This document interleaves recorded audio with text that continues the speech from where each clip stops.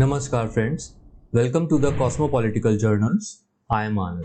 So in this episode, we will discuss India's one of the most awaited and advanced Aditya L1 mission launch. So once launched, Aditya L1 would become India's first ever space-based mission to study the Sun. And the prime aim of this mission is to place Aditya L1 spacecraft in a halo orbit around the Lagrange point 1, popularly known as L1 point, of the Sun-Earth system. And this L1 point is at a distance of about 1.5 million kilometers from the Earth. Hence, this spacecraft would take about 125 days to reach this point L1. Now you may ask that what's the uniqueness of this point, for which Aditya would have to be placed in the halo orbit around this point L1 only.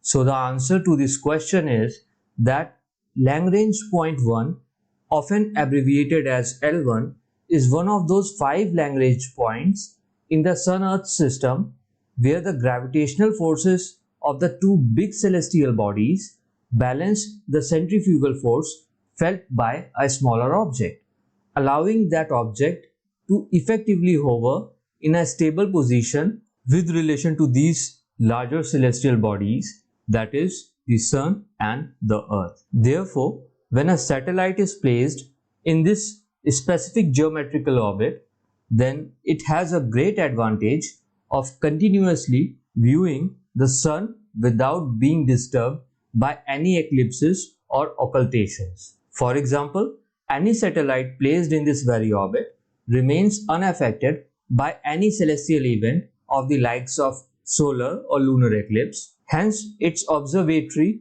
and calculatory mechanisms keep on working uninterrupted, thereby rendering a more robust and reliable data gathering prospects. Hence, this advantageous situation will provide the scientists with the opportunity of observing the solar activities and its effect on Earth's weather in real time. Now let's shift our focus to the payloads of this magnificent spacecraft. So Aditya carries 7 payloads to observe the 3 atmospheric layers of the Sun, named as the innermost photosphere, the medium one called as chromosphere, and the outermost layer of the Sun called as the corona. And these layers of solar atmosphere would be studied using the electromagnetic and particle and magnetic field detectors. Now for this purpose, amongst these 7 payloads, 4 remote sensing payloads would directly view the Sun by using the spatial vantage point L1, and the remaining 3 payloads would carry out the in situ studies of particles and fields at the Lagrange point L1, thus providing important scientific studies of the propagatory effect of solar dynamics in the interplanetary medium. Now let's know the names of these 7 payloads. So firstly, there are 4 payloads having the remote sensing capabilities. Amongst them, the first one is Visible Emission Line Coronagraph, called as VELC. Second one is Solar Ultraviolet Imaging Telescope, called as SOOT. Third one is Solar Low Energy X-ray Spectrometer, called as SOLEX. And fourth one is High Energy L1 Orbiting X-ray Spectrometer, called as HEL1OS. Further, the other 3 in situ payloads are: number 1, Aditya Solar Wind Particle Experiment, called as ASPEX. Number 2, Plasma Analyzer Package for Aditya, called as PAPA. Number 3, Advanced Triaxial High Resolution Digital Magnetometers.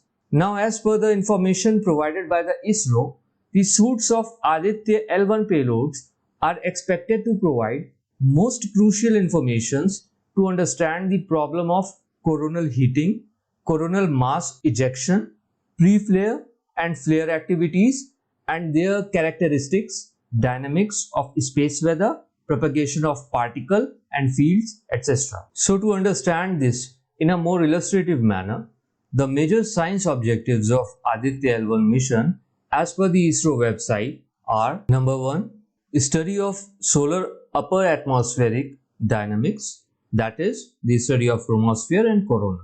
Number 2, study of chromospheric and coronal heating, physics of the partially ionized plasma, and initiation of the coronal mass ejection and flares. Number 3, observe the in situ particle and plasma environment, providing data for the study of particle dynamics from the sun. Number 4, physics of solar corona and its heating mechanism.